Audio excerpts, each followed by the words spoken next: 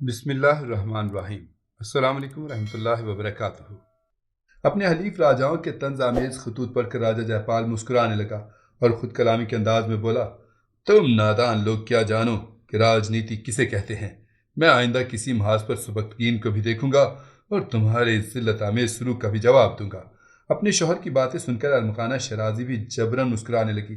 اس غیر متوقع شکست کے بعد ان کی تمام خواہشیں، ان کے تمام خواب ٹوٹ کر ریزہ ریزہ ہو گئے تھے۔ جنگ شروع ہونے سے پہلے وہ اپنے آپ کو ہندوستان کے ایک بہت بڑے علاقے کے ساتھ غزنی کی بھی خود مختار ملکہ سمجھنے لگی تھی، لیکن جب تصورات کا جھوٹا طلسم ٹوٹا تو وہ اپنے ارمانوں کی لاش پر بین کرنے لگی۔ اس وقت بھی اس کا دل چاہ رہا تھا کہ وہ چیخ کر روئے اور راجہ جے پال کا منہ نوچ ڈالے، لیکن انتہائی کرب کے عالم میں اسے مسکرانا پڑ رہا تھا۔ مہاراج، آپ دل شکستہ نہ ہوں کہ ابھی بہت سے امتحانات باقی ہیں۔ مجھے یقین ہے کہ آپ کڑی آزمائشوں سے سلامتی کے ساتھ گزر جائیں گے۔ ارمغانہ شرازی نے اپنے چہرے پر ریاکاری کی ایک دبیز نقاب ڈال لی تھی اور اپنے ہونٹوں پر ایک فریب کار تبسم سجا لیا تھا۔ یہ عارضی شکست ہے جو عنقریب آپ کی جہد مسلسل کے باعث ایک بڑی فتح میں تبدیل ہو جائے گی۔ میں بھی تو قدم بقدم آپ کے ہمراہ چل رہی ہوں، پھر یہ احساس تنہائی کیوں؟ ارمغانہ نے اپنے مخصوص انداز دلربائی کے ساتھ کہا۔ سمترا، تم ٹھیک کہتی ہو۔ ارمغانہ کی قربت نے جے پال کی آنکھوں میں یکایک جذبوں کے چراغ روشن کر دیے تھے۔ مجھے تمہاری ہم سفری پر ناز ہے۔ جب تک تم زندگی کی ان ناہموار راہوں پر میرے ساتھ چلتی رہو گی، میں کسی سبکتگین کے سامنے شکست تسلیم نہیں کروں گا۔ جے پال کے دل و دماغ پر جذبات اس قدر غالب آ گئے تھے کہ وہ کسی شکست خوردہ عاشق کی طرح ارمغانہ کی گیسوئے مشک بار کے سائے میں پناہ ڈھونڈنے لگا۔ اگر تم مجھ سے بچھڑ گئی سمترا، تو میں اپنے اقتدار اور زندگی دونوں کی بازی ہار جاؤں گا۔ یہ داسی آپ کو چھوڑ کر کہاں جائے گی؟ ارمغانہ نے منافقت کا بھرپور مظاہرہ کرتے ہوئے کہا۔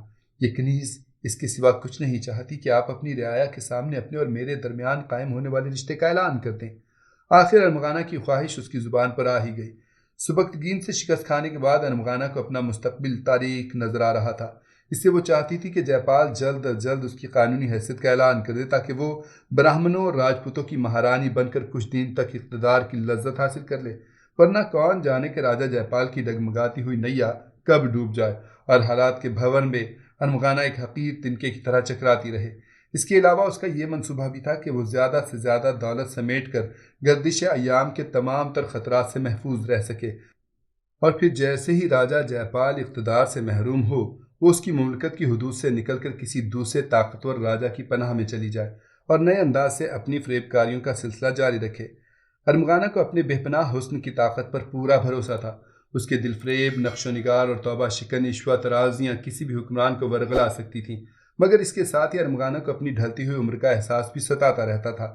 گردش روز و شب کے عمل سے گزرتے ہوئے تو سورج پر بھی ایک لمحہ ایسا آتا ہے کہ اس کی آتش فشانیاں راکھ ہو کر رہ جاتی ہیں۔ پھر ایک عورت کے حسن جہاں سوز کی کیا حیثیت تھی، جسے بہت جلد ہمیشہ کے لیے بجھ جانا تھا۔ یہی سوچ کر ارمغانہ شرازی بار بار راجہ جے پال سے ایک ہی مطالبہ کر رہی تھی۔ اگرچہ راجہ جے پال پر مدہوشی کا عالم طاری تھا، لیکن ارمغانہ کی بات سن کر وہ چونک جانے پر مجبور ہو گیا تھا۔ براہمن حکمران نے عجیب سی نظروں سے ارمغانہ کی طرف دیکھا اور پھر بہت دھیمے لہجے میں بولا، ابھی نہیں سمترا، ابھی نہیں۔ جے پال کا لہجہ ایک مایوس اور تھکے ہوئے انسان کا لہجہ تھا۔ میں نے تم سے وعدہ کیا تھا کہ سبکتگین کو شکست دینے کے بعد میں اپنی رعایا کو دو بڑی خوشخبریاں سناؤں گا، ایک سلطنت غزنی پر براہمنوں کی اقتدار کا پرچم اور دوسرے مہارانی سمترا کے اختیارات کا اعلان۔ مگر افسوس میں اپنی قوم کو ایک خوشخبری بھی نہیں سنا سکا۔ اب اس شکست خوردگی کے عالم میں ہندو دھرم کے رسم و رواج کو کس طرح توڑوں گا؟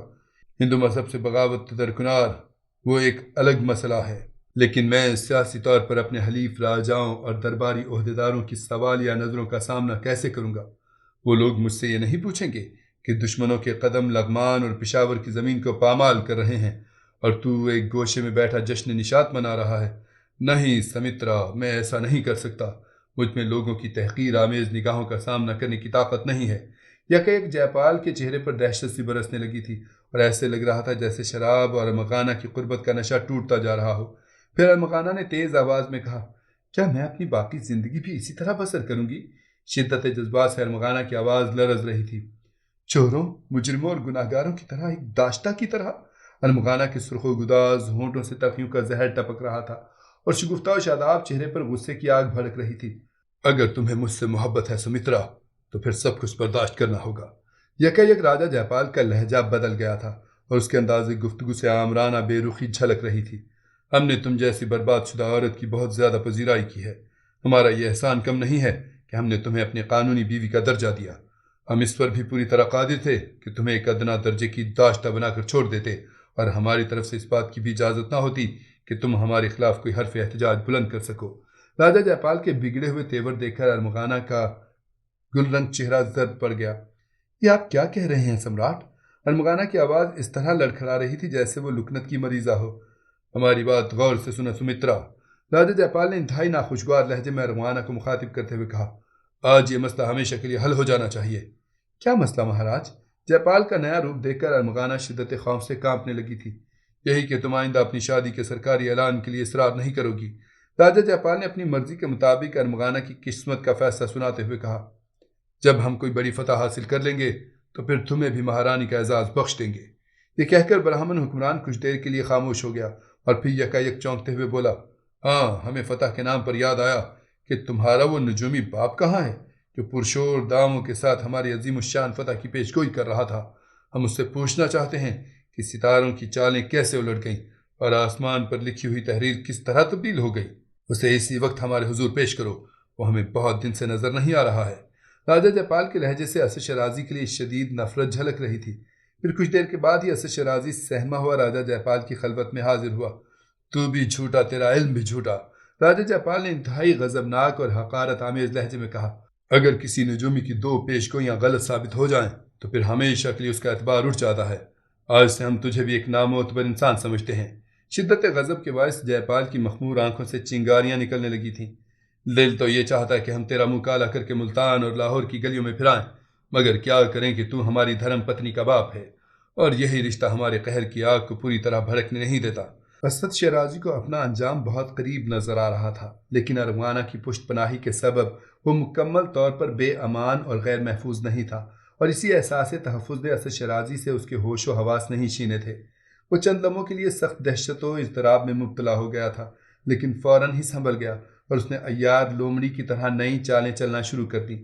اگر سمراٹ میری جان بخشی کا وعدہ فرمائے تو میں اس شکست کے سلسلے میں ایک حیرت انگیز انکشاف کر سکتا ہوں۔ کیسا انکشاف؟ راجہ جے پال نے چونک کر کہا۔ ایک لمحے میں اس کا سارا غصہ زائل ہو گیا تھا۔ میں نے سمراٹ سے پہلے بھی عرض کیا تھا کہ تمام ستارے آپ کے حق میں گردش کر رہے ہیں۔ اگر میرے اس دعوے کو دنیا کا کوئی ماہر نجوم اپنے علمی دلائل سے غلط ثابت کر دے تو میں سزا کے طور پر خود ہی اپنی شہرت کاٹ لوں گا۔ یکایک اسد شیرازی کا لہجہ بہت زیادہ پرجوش ہو گیا تھا۔ پھر راجہ جے پال کے حیرت و استعجاب میں مزید اضافہ ہو گیا تھا۔ پہلی جنگ میں بھی فتح آپ کے مقدر میں تھی، اور دوسرے مارکے میں بھی نصرت و کامرانی آپ ہی کے قدم چومتی، لیکن اس شبدہ باز نظام شاہ کی سہرانہ کرشمہ سازیوں نے ساری بساط الٹ کر رکھ دی۔ اسد شیرازی نے ایک ایک لفظ پر زور دیتے ہوئے کہا، میں ایک بار پھر عرض کرتا ہوں کہ اگر اس جادوگر نظام کو بہت جلد راستے سے نہ ہٹایا گیا تو ایک آپ کی سلطنت کیا، پورا ہندوستان زیر و زبر ہو کر رہ جائے گا۔ میں اس راز سے اچھی طرح باخبر ہوں کہ امیر غزنی سبکتگین اور ولی عہد سلطنت محمود کو اس جادوگر کی تائید روحانی حاصل ہے۔ میں نے بارہا اپنے کانوں سے سنا ہے کہ نظام شاہ محمود کو بت شکن کہہ کر پکارتا ہے، اور یہ اسی عقیدت کا نتیجہ ہے کہ محمود نے لمغان اور پشاور کے بت خانوں میں ہمارے دیوتاؤں کے ساتھ وحشیانہ سلوک کیا۔ راجہ جے پال بہت دیر تک کسی مجسمے کی مانند ساکت بیٹھا رہا، مگر اس کا ذہن اپنے خفیہ عشرت کدے سے بہت دور مختلف شاہراہوں میں بھٹک رہا تھا۔ پھر وہ حیرت و سکوت کے دائرے سے باہر نکلا اور انتہائی قہرناک لہجے میں اسد شیرازی کو مخاطب کرتے ہوئے بولا، اگر نظام شاہ کی جادوگری ہی ہمارے کھیل کو بگاڑ رہی ہے تو پھر اس جادوگر کو بے دریغ ہلاک کر ڈالو۔ ساحری کا فن تو ہندوستانی جادوگروں پر ختم ہے، پھر یہ نظام شاہ کس شمار و قطار میں ہے؟ سمراٹ بہتر جانتے ہیں کہ نظام شاہ کو ہلاک کرنے کے لیے ہندوستان کا کون سا جادوگر مناسب رہے گا۔ اسد شیرازی غلاموں کے سے لہجے میں بولا، میں تو آپ کا ایک ادنا خیر خواہ ہوں اور حق ادا کرنے کے لیے اس شخص کو بے نقاب کر رہا ہوں جس کا وجود ہندوؤں کے دھرم اور دھرتی کے لیے موت اور بربادی کا کھلا ہوا پیغام ہے۔ اسد شیرازی دل ہی دل میں بہت خوش نظر آ رہا تھا۔ ایک تو اس کی اپنی جان بچ گئی تھی، اور دوسرے اسے یقین ہو چلا تھا کہ ہندوستان کے جادوگر اپنے جادوئی علم سے نظام شاہ کو ہلاک کر ڈالیں گے اور اسے اپنے برسوں پرانے خواب کی تعبیر مل جائے گی۔ پھر بیک وقت ہندوستان کے کئی نامور جادوگر راج بھون یعنی محل میں طلب کر لیے گئے۔ جے پال نے انہیں بڑے بڑے انعام و اکرام کا لالچ دیتے ہوئے کہا، اگر تم لوگوں نے اپنے گیان کے ذریعے نظام شاہ کو ہلاک کر دیا تو میں نہ صرف تمہیں بلکہ تمہاری آئندہ آنے والی نسلوں کو بھی خوشحال و آباد کر دوں گا۔ براہمن حکمران کی اس پیشکش کے جواب میں جادوگروں نے بڑے پرشور دعوے کرتے ہوئے کہا، سمراٹ، بس سمجھ لیجیے کہ نظام شاہ کا نام زندہ لوگوں کی فہرست سے کاٹ دیا گیا ہے۔ ہمارا عمل 7 دن تک جاری رہے گا، یا تو پہلے ہی دن نظام شاہ کی سانسوں کا کھیل ختم ہو جائے گا، یا پھر زیادہ سے زیادہ تیسرے دن وہ اپنی قبر میں پہنچ جائے گا۔ تمام جادوگر بڑے متکبرانہ لہجے میں گفتگو کر رہے تھے۔ مہاراج، آپ یقین رکھیں، نظام شاہ 7 دن بعد کھلا آسمان نہیں دیکھے گا۔ اب 2 گز زمین اور کبھی نہ ختم ہونے والا اندھیرا اس کا مقدر ہے۔ ہندوستان کے باکمال ساحروں کے دعوے سن کر راجہ جے پال کے بجھے ہوئے چہرے پر خوشی کی ایک تیز لہر دوڑ گئی۔ پھر اس نے ان جادوگروں کے لیے اپنے ہی محل میں رہائش کا انتظام کر دیا۔ گفتگو کے دوران جادوگروں نے یہ بھی کہا تھا کہ اگر وہ راج بھون کے ایک گوشے میں بیٹھ کر اپنے منتروں کا آغاز اور اختتام کریں تو پھر سمراٹ کی قیام گاہ پر کبھی کوئی آفت نازل نہ ہوگی اور ان کا اقتدار ہمیشہ کے لیے دشمنوں کی دست درازیوں سے محفوظ ہو جائے گا۔ یہی وجہ تھی کہ راجہ جے پال نے جادوگروں کو اپنے محل میں بہترین آسائشیں مہیا کی تھیں۔ وہ جادوگر تعداد میں 7 تھے، اس سے انہیں علیحدہ علیحدہ 7 کمرے دے دیے گئے تھے۔ جادوگروں نے اپنے اپنے کمروں میں جانے سے پہلے راجہ جے پال سے درخواست کی تھی کہ 7 دن تک کوئی سرکاری کارندہ اندر داخل نہ ہو اور اس دوران کھانے کے لیے کچھ پھل اور غسل کے لیے بڑی مقدار میں پانی رکھوایا جائے۔ تمام کمروں کے عقبی دروازے انتہائی دلکش سبزہ میں کھلتے تھے۔ جادوگروں نے اپنے غسل کے لیے اس پرفضا مقام کا انتخاب کیا تھا۔ 7 دن تک راج محل کی فضا نے عجیب سی پر اسراریت کا لبادہ اوڑھ لیا تھا۔ تمام مکین ذہنی کشمکش اور دبے دبے جوش کا شکار تھے۔ سبکتگین سے 2 بار شکست کھانے کے بعد انہیں نفسیاتی خوف اور دہشت نے گھیر لیا تھا، مگر جادوگروں کے دعوے مایوسیوں کی تاریک راہوں میں امید کے نئے چراغ جلا رہے تھے، اور انہی چراغوں کی روشنی میں راج بھون کے رہنے والوں نے نئے خواب دیکھنے شروع کر دیے تھے۔ خود راجہ جے پال بھی مسلسل کئی راتوں سے ایک ہی خواب دیکھ رہا تھا کہ کسی باریش انسان کے جسم میں آگ لگ گئی ہے اور وہ چیخ چیخ کر اپنی مدد کے لیے لوگوں کو بلا رہا ہے، مگر انسانی ہجوم میں سے کوئی شخص اس کے قریب نہیں آتا، یہاں تک کہ وہ باریش انسان جل کر راکھ کا ایک ڈھیر بن جاتا ہے۔ راجہ جے پال نے اسد شیرازی اور دوسرے درباری نجومیوں کو تنہائی میں طلب کر کے اپنا خواب بیان کیا۔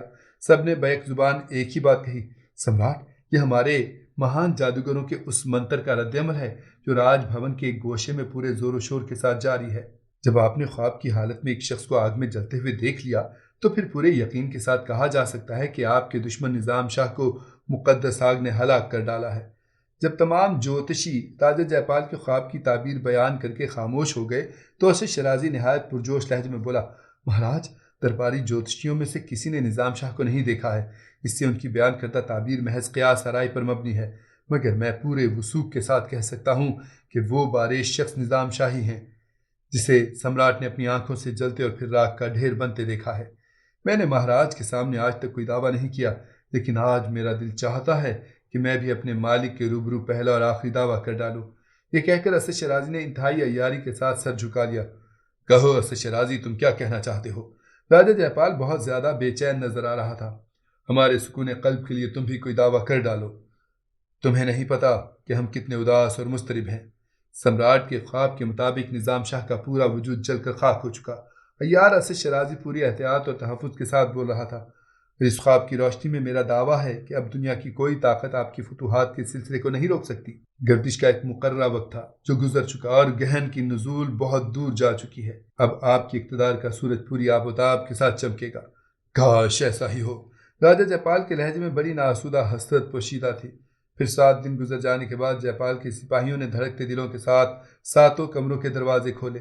اس موقع پر خود براہمن حکمران بھی اپنے درباری عمرہ اور اسد شیرازی کے ساتھ وہاں موجود تھا۔ لاہور اور ملتان کے فرما روا پر شدید اضطرابی کیفیت طاری تھی۔ وہ بڑی بے چینی سے اس بات کا منتظر تھا کہ ہندوستان کے باکمال جادوگر اس کی نامراد اور شکست خوردہ زندگی کے لیے نئی کامرانیوں کی خبر لے کر اپنے اپنے کمرے سے برآمد ہوں گے، مگر راجہ جے پال اس وقت حیران رہ گیا جب اس نے اپنے سپاہیوں کو کمروں کے دروازوں سے گھبرا کر باہر نکلتے ہوئے دیکھا۔ تمام سپاہیوں نے منہ پر ہاتھ رکھے ہوئے تھے اور ان کی آنکھوں سے خوف جھلک رہا تھا۔ کیا ہوا؟ تم لوگ اتنے دہشت زدہ کیوں نظر آ رہے ہو؟ یہ کہتا ہوا راجہ جے پال حیرت و پریشانی کے عالم میں آگے بڑھا۔ سمراٹ، ایک سپاہی نے لرزتی ہوئی آواز میں کہا، وہ مر چکا، کمرے میں اس کی سڑی ہوئی لاش پڑی ہے۔ اس انکشاف نے راجہ جے پال کے ہوش و حواس اڑا دیے۔ اسے اپنے سپاہی کی بات پر یقین نہیں آ رہا تھا، اس سے وہ خود کمرے میں داخل ہوا، مگر فوراً ہی اپنے منہ پر ہاتھ رکھ کر باہر نکل آیا۔ جادوگر کی لاش سڑ جانے کے سبب کمرے میں اس قدر تعفن تھا کہ اگر راجہ جے پال وہاں چند لمحے بھی ٹھہر جاتا تو اسے قے ہو جاتی۔ براہمن حکمران نے اپنی آنکھوں سے ایک انتہائی پرہول منظر دیکھا تھا۔ وہ جادوگر جو اپنے علم و ریاضت کے فن سے 7 دن پہلے نظام شاہ کو عبرتناک انداز میں ہلاک کر دینے کا دعویٰ کر رہا تھا، آج وہی ساحر کمرے کے فرش پر مردہ حالت میں اس طرح پڑا ہوا تھا کہ کوئی شخص اس کی لاش کے پاس جانے کا بھی روادار نہیں تھا۔ راجہ جے پال پر اس قدر دہشت طاری تھی کہ شدت خوف سے اس کا چہرہ سفید پڑ گیا تھا۔ پھر اس نے بڑی مشکل سے ڈرتے ڈرتے دوسرے جادوگروں کا حال دریافت کیا، اور سرکاری کارندوں نے ایک ہی جواب دیا کہ تمام جادوگر مر چکے ہیں اور ان کی سڑی ہوئی لاشوں سے سخت تعفن اٹھ رہا ہے۔ یہ بڑی حیرت ناک بات تھی کہ تمام ساحر ایک ہی زاویے سے اپنے لرزہ خیز انجام کو پہنچے تھے۔ راجہ جے پال کے حکم پر فوراً درباری طبیب کو طلب کر لیا گیا۔ وید رام داس نے جادوگروں کی لاشوں کا جائزہ لینے کے بعد راجہ جے پال کو بتایا کہ ان سب کی موت کئی دن پہلے واقع ہو چکی ہے، شاید یہ سب کے سب پہلے دن ہی مر چکے تھے۔ پھر لاہور کے کچھ اچھوتوں نے بڑی کراہیت کے ساتھ جادوگروں کی سڑی ہوئی لاشیں اٹھائیں، اعلیٰ نسل ہندوؤں کے بقول اپنے ناپاک ہاتھوں سے ان کی ارتھیاں بنا کر شمشان گھاٹ تک پہنچائیں۔ پھر ہندوستان کے باکمال ساحروں کی چتاؤں میں اس طرح آگ لگا دی گئی کہ وہاں موجود ہر شخص ڈرا ہوا نظر آ رہا تھا۔ لوگوں کی سراسیمگی اور دہشت کا یہ عالم تھا کہ انہیں تیز ہواؤں کی سسراہٹ اور دریا کی موجوں پر بھی کسی عذاب آسمانی کا گمان ہوتا تھا۔ جادوگروں کی دہشتناک موت کے بعد راجہ جے پال خوشامد پرست مصاحبوں نے اسد شیرازی کے خلاف زہر اگلنا شروع کر دیا۔ سمراٹ، جب سے اس شخص کے منحوس قدم ہماری زمین پر پڑے ہیں، برہمنی سلطنت مسلسل آفتوں کا شکار ہو رہی ہے۔ وہ جس فتح کے بارے میں پیشگوئی کرتا ہے وہی اچانک شکست میں تبدیل ہو جاتی ہے۔ مصاحبوں کا خیال تھا کہ راجہ جے پال اسد شیرازی سے بدظن ہو کر یا تو اسے ملک بدر کر دے گا یا پھر کم سے کم اپنے دربار سے ذلیل کر کے نکال دے گا، مگر برہمن حکمران نے اپنے مصاحبوں کی گفتگو کا کوئی تاثر قبول نہیں کیا۔ اسد شیرازی بھی کیا کرے گا؟ نظام شاہ جادوگر ہی اتنا بڑا ہے کہ اس پر کسی منتر کسی جاب کا اثر نہیں ہوتا۔ اپنے بہترین جادوگر کھو دینے کے بعد شاید یہی بہتر ہے کہ ہم نظام شاہ کو ہلاک و برباد کرنے کا خیال چھوڑ دیں۔ برہمن حکمران بہت زیادہ شکستہ نظر آ رہا تھا۔ اپنے جادوگروں کی موت کے بعد راجہ جے پال مایوسیوں کے اندھیرے میں ڈوب گیا، یا اسد شیرازی نے اسے پھر کوئی نئی راہ سجھا دی؟ یہ سب آپ کو بتائیں گے داستان کے اگلے سنسنی خیز حصے میں۔